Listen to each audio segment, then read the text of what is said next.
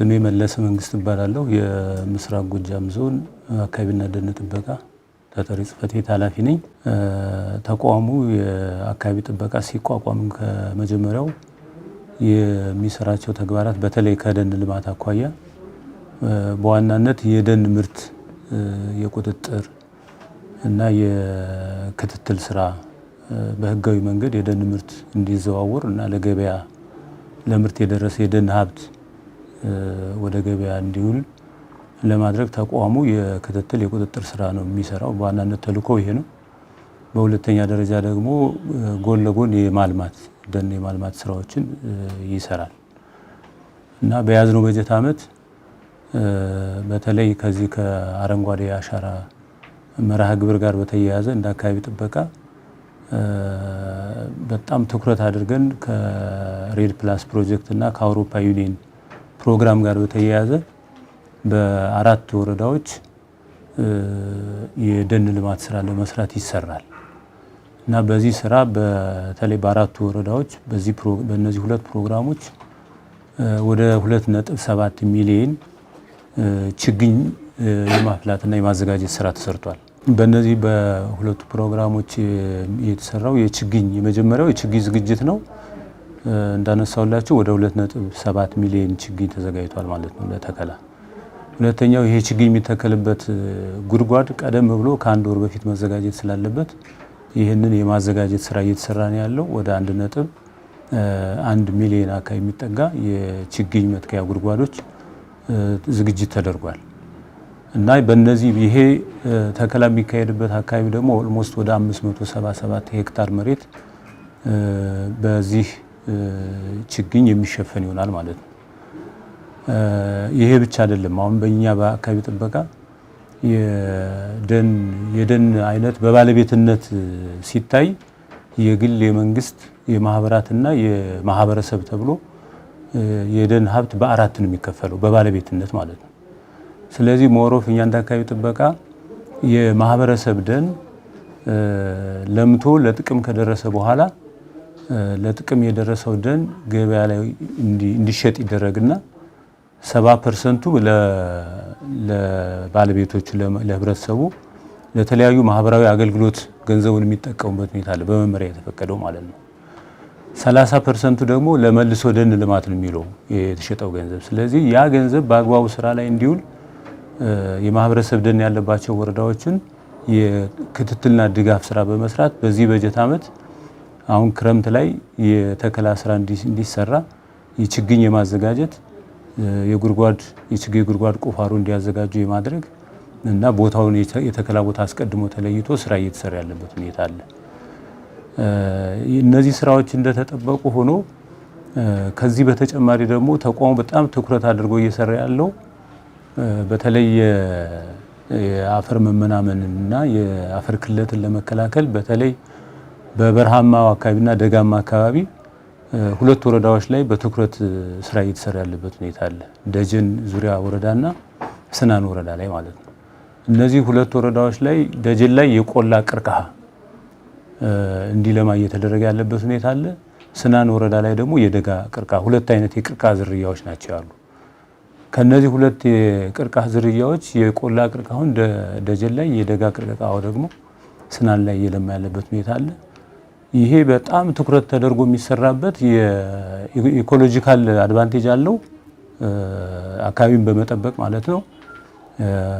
የዝናብ ውሃን ወደ መሬት እንዲሰርግ በማድረግ አፈርን ለምነት በመጠበቅ ያለው ፋይዳ በጣም ከፍተኛ ስለሆነ ይሄ ብቻ አይደለም፣ በኢኮኖሚካሊም ለአርሶ አደሮቹ የሚሰጠው ጠቀሜታ አለው እና እነዚህና መሰል ጥቅሞችን መሰረት በማድረግ ትኩረት አድርገን ሁለት ወረዳ እየተሰራ ያለበት ሁኔታ አለ። ስለሆነም በእነዚህ ሁለት ወረዳዎች ኦልሞስት ከ250 ሺህ በላይ የቀርከሃ ችግኝ ለተከላ ዝግጅት የተደረገበት ሁኔታ አለ። ይሄ ብቻ አይደለም፣ የጉድጓድ ቁፋሮ ወደ 178 ሺህ የቀርከሃ ችግኝ የሚተከልበት የጉድጓድ ዝግጅት ተካሂዷል። ስለሆነም ይህም የራሱን ችሎ አንድ የአረንጓዴ አሻራ ችግኝ ተከላ መርሃ ግብርን መሰረት አድርጎ ከዛ የዛን ታሳቢ አድርጎ በዚህ ክረምት ወቅት የሚተከል ነው ማለት ነው። ስለዚህ ይሄ እንደኛ እንደ አካባቢ ጥበቃ ተቋም ሞር ፎከስ አድርገን ከአረንጓዴ አሻራ መርሃ ግብር ጋር አያይዘን የምንሰራቸው ስራዎች ከችግኝ ልማት ጋር ተያይዞ የሚሰሩ ስራዎች እንደተጠበቁ ሆኖ ሌሎቹ በግል በማህበርና በመሰል ጉዳዮች የሚሰሩ የደን ልማት ስራዎችና የአረንጓዴ አሻራ ችግኝ ተከላ ፕሮግራም ደግሞ የግብርና መምሪያ በራሱ ደግሞ የሚከታተለው የሚደግፈው እና ወደ ስራ እንዲገባ የሚያደርጋቸው ስራዎች አሉ። ከዚህ በተጨማሪ ማለት ነው። ይሄ ብቻ አይደለም። በዋናነት ደግሞ የኛ ተቋም የሚሰራው ከልማቱ በተጨማሪ መጀመሪያ ላይ እንዳነሳውላችሁ የክትትልና የቁጥጥር ስራውን ዝውውሩ ላይ ማለት ነው። ምክንያቱም ከፍተኛ አሁን ባለው ሁኔታ የደን መጨፍጨፍ አለ፣ በተለይ የተፈጥሮ ደን ላይ ማለት ነው። እዛ ላይ የክትትል የቁጥጥር ስራ ይያዛል። በህገወጥ መንገድ ሲንቀሳቀስ የተገኘ ተይዞ በህግ አግባብ በአስተዳደራዊ እርምጃም በህጋዊ እርምጃም ይወሰድባቸው አሉ።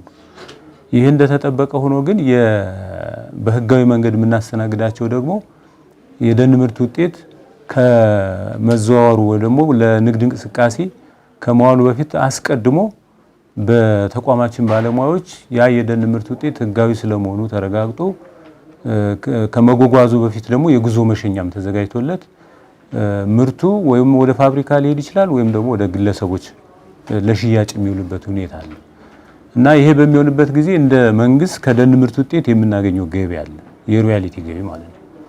እና በዚህ በጀት ዓመት ኦልሞስት ወደ 10.7 ሚሊዮን ብር ከደን ምርት ውጤት የሮያሊቲ ገቢ ተሰብስቧል በምስራቅ ጎጃም ዞን ማለት ነው።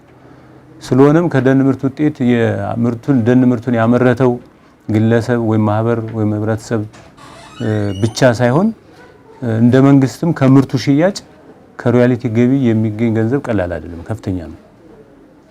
ይህንን ለማድረግ በዚህ ዓመት የቁጥጥርና የክትትል ስራውን ትኩረት ተሰጥቶ እንዲሰራ ከወረዳዎች ጋር በተደጋጋሚ በመነጋገር እንደ ዞንም ደግሞ የዞኑ አስተባባሪ ኮሚቴም ለዚህ ትርጉም ሰጥቶ አንድ ገቢ የምንሰበስብበት ኤሪያ ስለሆነ ትኩረት ተሰጥቶ በሁሉም ወረዳ እንዲሰራ በማድረግ ነው ይሄ 10.7 ሚሊዮን ብር የተሰበሰበው ማለት ነው። ከዚህ በተጨማሪ የማንሳት የምፈልገው እንደ ምስራቅ ጎጃም ዞን አሁንም ቢሆን ትኩረት የሚጠይቁ ስራዎች አሉ። በተለይ ከደን ሀብት ስራችን ጋር በተያያዘ ማለት ነው። ምንድነው ትኩረት የሚጠይቀው? ቅድም እንዳነሳሁት ህገወጥ የሆነ የደን ጭፍጨፋ አለ። በተለይ የበረሃማ አካባቢ ማለት ነው። በዚህ በጭምት አካባቢ ማያንገታ የሚባል አካባቢ፣ በባሶ ሊበን አካባቢ ይህም በረሃማውን አካባቢ ይዞ ህገወጥ የሆነ የደን ጭፍጨፋ አለ፣ የተፈጥሮ ደን ማለት ነው። እሱን ለማስቆም ቀጣይ በጣም ብዙ ስራ የሚጠበቅብን እንደሆነ እንደ ተቋም ገምግመናል።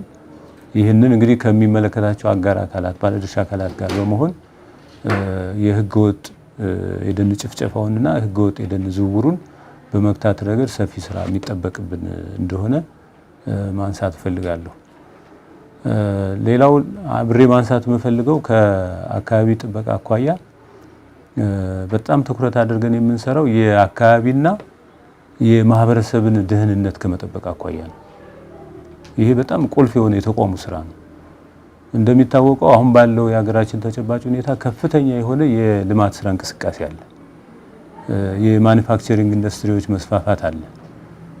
የማዕድን ማውጣት ስራ በስፋት እየተሰራ ያለበት ሁኔታ አለ። የኛን ዞን ምስራቅ ጎጃም ዞን ጨምሮ ማለት ነው። የተለያዩ የመንግስታዊና መንግስታዊ ያልሆኑ ተቋማት ግንባታዎች አሉ። ስለዚህ እነዚህ ስራዎች ሲሰሩ በሚሰሩበት ሰዓት በማህበረሰብና በአካባቢ ላይ ጉዳት ማድረስ የለባቸው። ምክንያቱም ልማቱ የሚሰራው ለማህበረሰብ ጥቅም ነው። ለማህበረሰብ ጥቅም ከሆነ ደግሞ ለልማቱ ስራ ሲባል በሚሰራበት ወቅት ማህበረሰቡ ላይም በተመሳሳይ ደግሞ የአካባቢ ላይ ጉዳት መድረስ ስለሌለበት የአካባቢ ተጽዕኖ ግምገማ አስቀድመው እነዚህ የድርጅት ባለቤቶች በህጋዊ አማካሪ አዘጋጅተው እንዲመጡ ይደረግና ህጋዊ ሰርቲፊኬት እንዲሰጣቸው ይደረጋል ማለት ነው። እና ይሄ በሚሆንበት ጊዜ ያ ፕሮጀክት አካባቢው ላይ ምንድነው የሚያመጣው ኢምፓክት ተጽዕኖ ምንድነው? በአካባቢው ማህበረሰብ የሚያመጣው የጎንዮሽ ጉዳት ምንድነው ያለው የሚለው አስቀድሞ ጉዳቶቹ ተለይተው የነዛ የማቅለያ ዘዴዎች በአካባቢው ተጽዕኖ ግምገማ ሰነዱ ተቀምጦ ከጸደቀ በኋላ ያ የተቀመጠ የማቅለያ ዘዴ ተግባራዊ እየተደረገ ነው የሚለውም በእኛ ተቋም ጥብቅ ክትትል ቁጥጥር ይደረጋል። የክትትል ስራ፣ የምርመራ ስራ ይሰራል።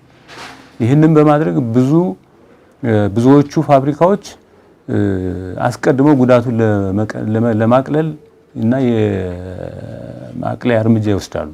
አንዳንዶቹ ደግሞ በግዴለሽነት ትኩረት የማይሰጡ አሉ እና ከዚህ አንጻር ተቋሙ በጣም ልዩ ትኩረት አድርጎ እያንዳንዱን የልማት ፕሮጀክት ኦዲት በማድረግ እና ክትትል ቁጥጥር በማድረግ እነዚህን ስራዎች እየሰራ በአካባቢና በማህበረሰብ ላይ የሚደርሱ ጉዳቶች እንዲቀንሱ ያደርጋል። ከተቻለ ጉዳት እንዳይኖረው ማድረግ ነው። ጉዳት ካለ ደግሞ ያን ጉዳት የሚቲጌት የሚደረግበት የሚቀልበትን መንገዶች እያስቀመጥ ተግባራዊ እንዲደረጉ የማድረግ ስራዎችን በጣም በትኩረት የሚሰራ ተቋም መሆኑን መግለጽ እፈልጋለሁ ማለት ነው።